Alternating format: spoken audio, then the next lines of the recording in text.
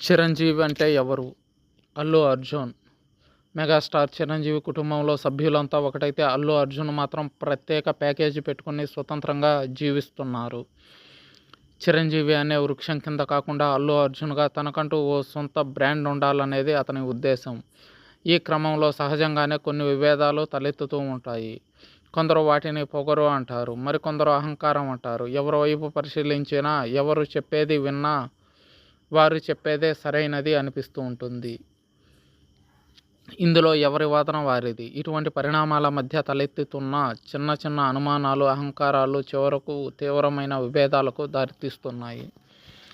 పిఠాపురం నుంచి పోటీ చేస్తున్న పవన్ కళ్యాణ్కు మద్దతు ఇచ్చేందుకు మెగా కుటుంబ సభ్యులంతా అక్కడికే వెళ్ళి అతని విజయం కోసం కృషి చేశారు. అల్లు అర్జున్ మాత్రం ఒక్క ట్వీట్తో సరిపెట్టారు. నంద్యాల నుంచి వైసీపీ తరఫున పోటీ చేస్తున్న శిల్పా కిషోర్ రెడ్డికి మద్దతు ఇచ్చేందుకు స్వయంగా వెళ్లారు. ఒక్కసారిగా మెగా కుటుంబానికి అల్లు అర్జున్కు మధ్య ఉన్న విభేదాలు బగ్గుమన్నాయి. పవన్ విజయం సాధించిన తర్వాత కూడా బన్నీ మరో ట్వీట్తో సరిపెట్టారు. పవన్ కళ్యాణ్ ప్రమాణ స్వీకారానికి కూడా వెళ్లలేదు. ఆహ్వానం అంది ఉండదని కొందరు అంటున్నారు. మెగా కుటుంబంలోని సభ్యురాలైన నాగబాబు కుమార్తె నిహారిక కొణిదెల కమిటీ కుర్రాళ్ళు సినిమా నిర్మించిన విషయం తెలిసిందే. దీనికి మద్దతుగా మహేష్ బాబు, నాని లాంటి యువ హీరోలంతా ట్వీట్ చేశారు. అల్లు అర్జున్ మాత్రం మౌనంగా ఉండిపోయారు. అసలు ఈ సినిమా గురించి ఆయన పట్టించుకోలేదనే చెప్పొచ్చు.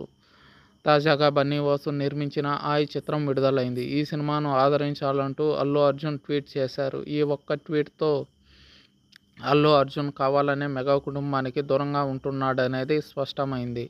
పుష్ప 2 డిసెంబర్ 6న విడుదల కాబోతుంది. ఈ సినిమా ఫ్లాప్ అయితే బన్నీ పొగరు, అహంకారం అన్నీ తగ్గుతాయని కొందరు అంటుండగా, మరికొందరు మాత్రం ఈ సినిమా హిట్ అయితే చిరంజీవి ఎవరో తనకు తెలియదని అంటాడేమో భవిష్యత్తులో. ఈ తరహా పరిణామాలే చోటు చేసుకోబోతున్నాయా అని సినీ విశ్లేషకులు అంటున్నారు.